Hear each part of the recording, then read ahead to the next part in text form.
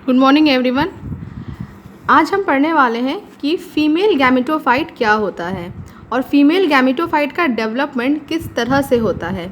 Last lecture में मैंने आपको बताया था कि मेगा स्पोरोजेनेसिस का प्रोसेस ये किस तरह से किया जाता है और मेगा स्पोरोजेनेसिस में मोनोस्पोरिक डेवलपमेंट क्या होता है।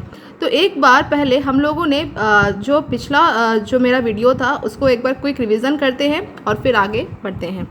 मैंने बताया था कि जो ओव्यूल होता है जिसको हम बोलते हैं मेगा स्पोरेंजिया, उसमें माइक्रोपाइलर सिरे की ओर क्या उपस्थित होता है, एक बड़ी सी कोशिका उपस्थित होती है जिसको हम बोलते हैं एमएमसी, मतलब मेगा स्पोर मदर सेल उपस्थित होता है।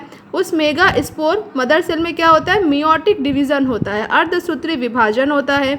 अर्धसूत्री विभाजन के फलस्वरूप 4 मेगा स्पोर का निर्माण होता है, मतलब 4 मेगा स्पोर बनते हैं। 4 मेगा स्पोर में से जो 3 होते हैं वो डिजनरेट हो जाते हैं, 3 मेगा स्पोर नष्ट हो जाते हैं और 1 मेगा स्पोर बचा रह जाता है। ठीक, इस प्रक्रिया में जहाँ पे केवल 1 मेगा स्पोर बचा रह जाता है, इस तरह के डेवलपमेंट को हम बोलते हैं मोनोस्पोरिक डेवलपमेंट। अब ये जो 1 मेगा स्पोर है ये फिर फर्दर क्या बनाएगा, ये और डिवाइड करेगा और फर्दर डिवाइड करके ये बनाएगा एम्ब्रियोसैक। एम्ब्रियोसैक क्या है, फीमेल गैमेटोफाइट है। अच्छा, यहीं पर मैं आपसे एक क्वेश्चन आज पूछना चाहूँगी और देखूँगी कि सबसे फास्ट उसका जवाब कौन देता है आज। जिस तरह से जो एम्ब्रियोसैक है वो फीमेल गैमेटोफाइट है, तो मेल गैमेटोफाइट एंजियोस्पर्म फ्लावर्स में कौन सी संरचना को हम बोल सकते हैं कि वो मेल गैमेटोफाइट है। एम्ब्रियोसैक का डेवलपमेंट किस तरह से होता है, तो वो मोनोस्पोरिक डेवलपमेंट के द्वारा होता है, क्योंकि केवल 1 मेगा स्पोर क्या करता है, एम्ब्रियोसैक का निर्माण करता है। ठीक, तो अब इसमें क्या होगा, जैसे फॉर एग्जांपल यहाँ पे आपका एम्ब्रियोसैक का डेवलपमेंट हो चुका है। अब इस एम्ब्रियोसैक में क्या होगा, फर्दर फिर माइटोटिक डिवीज़न होगा, मतलब माइटोसिस होगा, समसूत्री विभाजन होगा। समसूत्री विभाजन के परिणाम स्वरूप क्या बनेगा, समसूत्री विभाजन जब होगा मतलब एक केंद्रक से 2 केंद्रक का निर्माण होगा। तो यहाँ पे एक केंद्रक जब यहाँ पे एक न्यूक्लियस डिवाइड करेगा माइटोटिकली, तो यहाँ पे क्या होगा, 2 केंद्रक का मतलब 2 न्यूक्लियस का यहाँ पे फॉर्मेशन होगा। फिर ये जो 2 न्यूक्लियस रहेंगे ये फिर फर्दर डिवाइड करके ये 4 न्यूक्लियस का इसके द्वारा फॉर्मेशन होगा, मतलब 2 न्यूक्लियस से फिर 4 न्यूक्लियस का फॉर्मेशन होगा।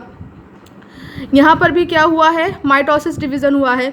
एक और माइटोसिस डिवीज़न होगा तो 4 से कितने बन जाएंगे, 8 nucleated stage of embryo sac development, मतलब यहाँ पे क्या होगा, टोटल आपका 8 न्यूक्लियस बन जाएगा। लेकिन यहाँ पे एक चीज़ आपको ध्यान रखना है कि यहाँ पे मैंने लिखा हुआ है कि यहाँ पे फ्री न्यूक्लियर डिवीज़न हो रहा है।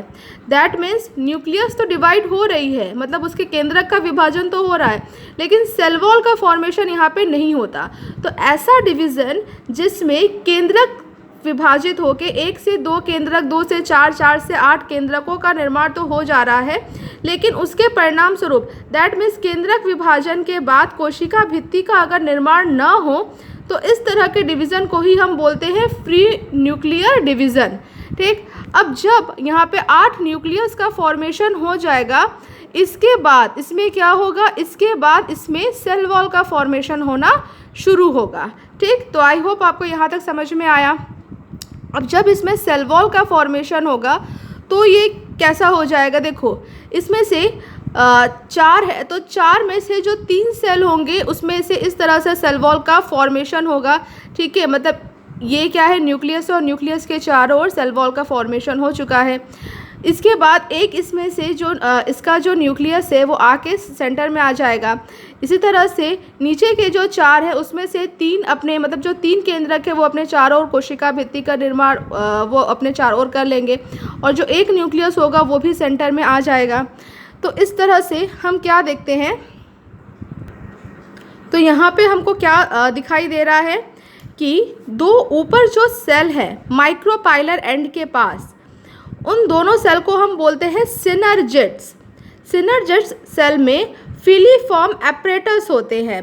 फिलीफॉर्म एपरेटस ये यूज़फुल एपरेटस है, क्योंकि जब पॉलन ट्यूब का फॉर्मेशन होगा तो पॉलन ट्यूब इसी के द्वारा, मतलब ये क्या करते हैं, फिलीफॉर्म एपरेटस पॉलन ट्यूब को गाइड करने का काम करते हैं। इसके बाद जब फर्टिलाइजेशन का प्रोसेस होगा तो ये चीज़ आपको और अच्छे से क्लियर हो जाएगा। तो ये हो गया, दो यहाँ पे सिनर्जिस्ट होते हैं, एक और ये दूसरा। एक यहाँ पे क्या होता है, एक सेल होता है जो कि आपका क्या है, इसी के साथ क्या होगा, ट्रू फर्टिलाइजेशन होगा, ठीक है, जिसको हम बोलते हैं क्या, सिनेप्सिस का जो प्रोसेस है, मतलब ट्रू फर्टिलाइजेशन का प्रोसेस यहीं पर होगा, ठीक है। उसके बाद यहाँ पे क्या होगा, ये आपका है पोलर न्यूक्लियाई। जो पोलर न्यूक्लियाई होते हैं वो सेंटर में आके आपके अरेंज हो जाते हैं। अब यहाँ पे क्या है, 3 एंटीपोडल सेल का फॉर्मेशन होगा, मतलब 1 2 3, यहाँ पे क्या है, 3 एंटीपोडल सेल का फॉर्मेशन यहाँ पे हो गया है, कहाँ पे, चैलेंजल एंड के पास। तो हमें टोटली यहाँ पे क्या दिखाई देता है कि इसमें 8 न्यूक्लियस है। ये भी बहुत इंपॉर्टेंट क्वेश्चन है कि पूछा जाता है कि एम्ब्रियो सैक में टोटल कितने सेल्स होते हैं और कितने न्यूक्लियस होते हैं। तो इसमें क्या होता है, ये फिगर है एम्ब्रियो सैक का, और एम्ब्रियो सैक क्या है, फीमेल गैमेटोफाइट होता है, और इसमें 8 न्यूक्लियस होते हैं और ये 7 सेल्ड स्ट्रक्चर होता है। इसमें 8 न्यूक्लियाई होते हैं और इसमें 7 सेल होते हैं, मतलब 7 कोशिकाएं होती हैं।